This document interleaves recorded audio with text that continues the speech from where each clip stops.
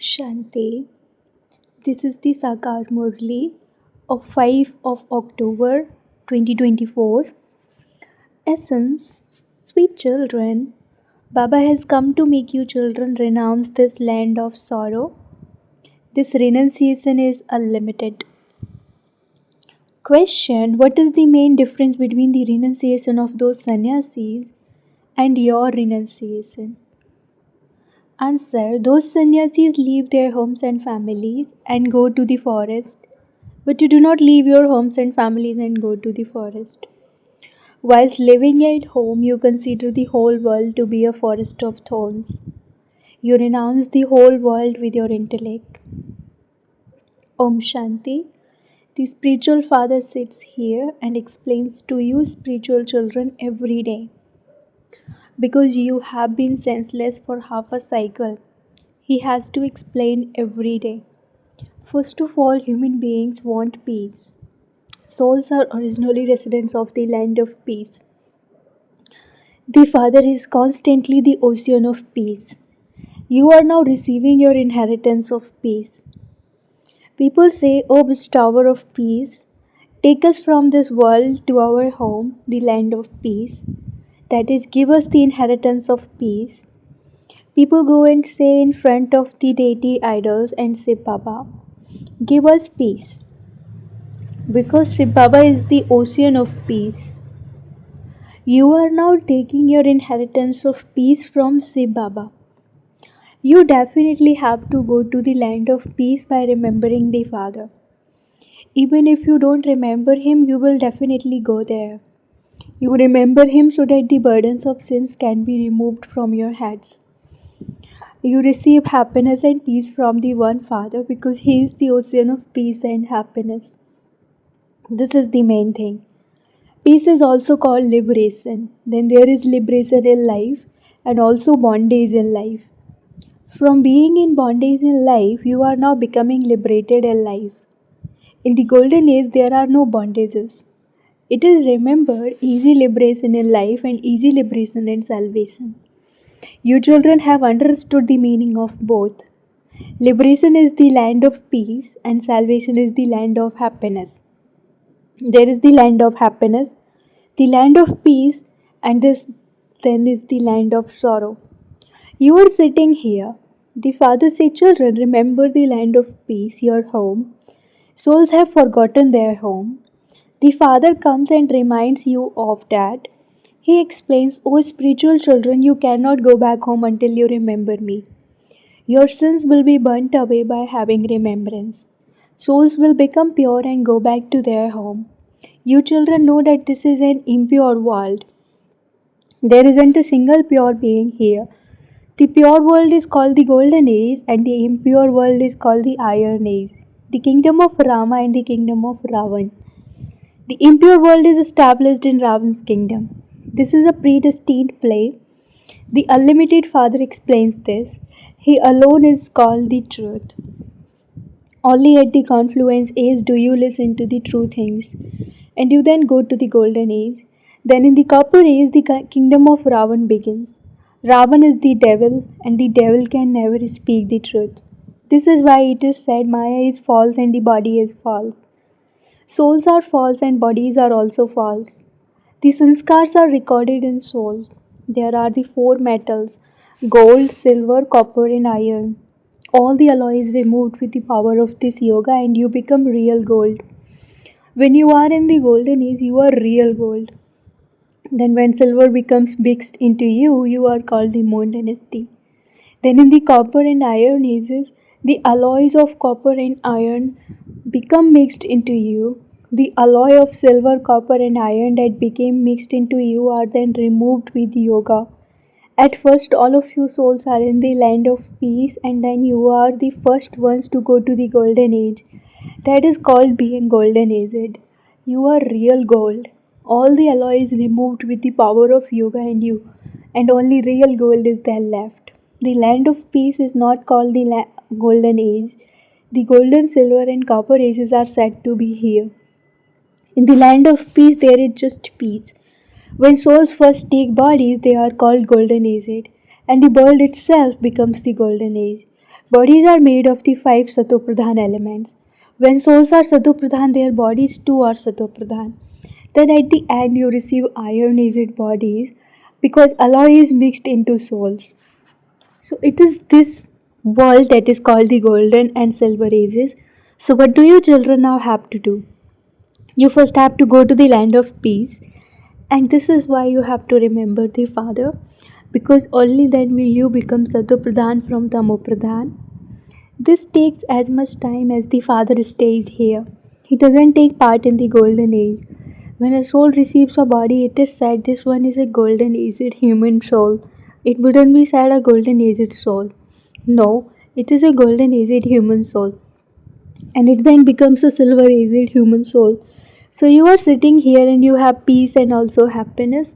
So what should you do? Renounce the land of sorrow. This is called unlimited renunciation. Those sannyasis who leave their homes and families and go to the forest have limited renunciation. They do not know that this whole world is a forest. It is a forest of thorns. This is a world of thorns, and that is a world of flowers. Although they renounce everything, they still go and live in the forest, far from the cities, in the world of thorns. Theirs is the path of isolation, whereas yours is the family path. You were pure couples and you have now become impure couples. That is also called a family ashram. Sannyasis come later. Those of Islam and the Buddhist also come later. They come a little earlier than the Christians. So you have to remember this tree and also the cycle. The Father comes every cycle and gives you this knowledge of the Kalpa tree because He Himself is the seed, the truth, and the sentient being. This is why He comes every cycle and explains to us all the secrets of the Kalpa tree. You are souls, but you wouldn't be called oceans of knowledge, oceans of peace, or oceans of happiness. This praise only belongs to the one Father who makes you become like that. This praise of the Father is for all time. He is constantly pure and incorporeal. He simply comes here for a short time to purify you. There is no question of omnipresence. You know that the Father always resides there. People on the path of devotion constantly remember Him. In the golden age, there is no need to remember Him. You begin to cry out in the kingdom of Ravan. He alone then comes and gives you peace and happiness.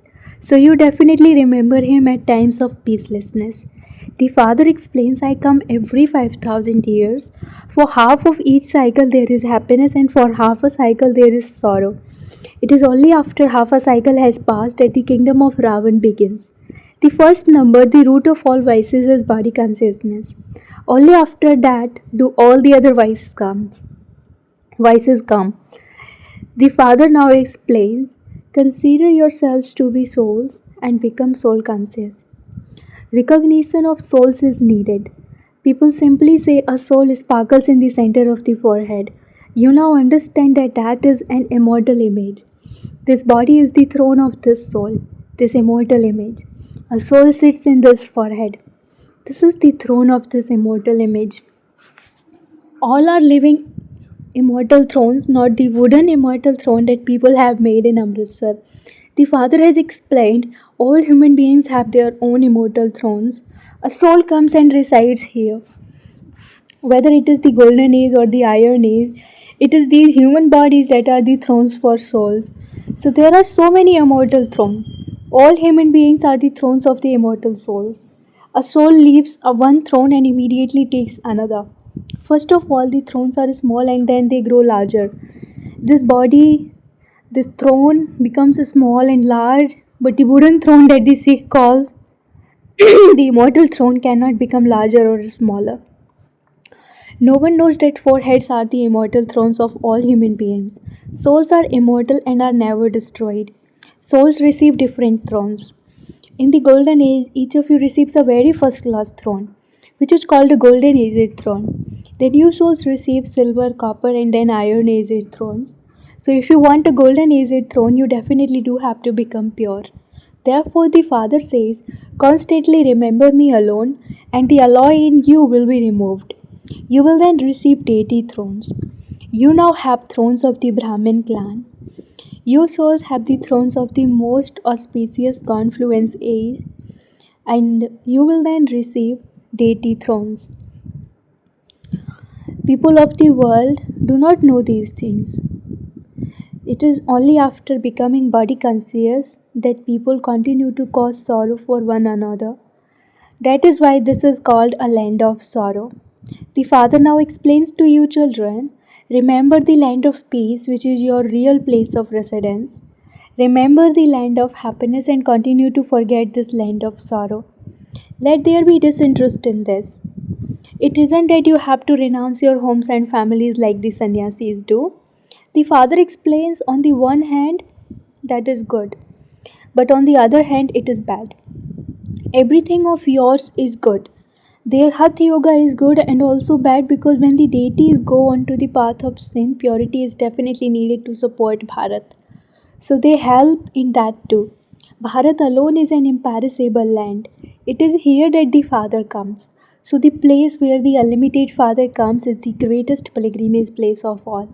Only the Father comes and grants salvation to everyone. This is why only Bharat is the highest on high land. The main thing that the Father says is, children, stay on the pilgrimage of remembrance. The word Man Manabhav is also mentioned in the Gita, but the Father does not explain anything in Sanskrit. The Father tells you the meaning of Man Manabhav. Renounce all bodily religions and have the faith that you are souls. Souls are imperishable and never become larger or smaller. They have imperishable parts recorded in them. This drama is predestined. Souls who come later have very small parts. For the rest of the time, they live in the land of peace. They cannot go to heaven. Those who come later experience a little happiness and a little sorrow. Just as on Diwali, so many mosquitoes emerge, and you will see in the morning that all the mosquitoes are dead. So it is the same for human beings. What value would those who come later have? It is just like the lives of animals. So the Father explains how this world cycle turns and how the human world tree becomes big from small and small from big. In the golden age, there are very few human beings, whereas in the iron age, there is so much growth and the tree becomes big. The main thing that the Father has given a signal for is, whilst living at home with your families, constantly remember me alone. Practice staying in remembrance for 8 hours. By having remembrance, you will eventually become pure and go to the Father and also receive a scholarship. If any sins are left, another birth will have to be taken here. Punishment is experienced and the status is reduced. Everyone has to settle their karmic accounts. All human beings continue to take birth even now. At this time, you can see that the population of Christians is larger than that of the people of Bharat. They are also sensible.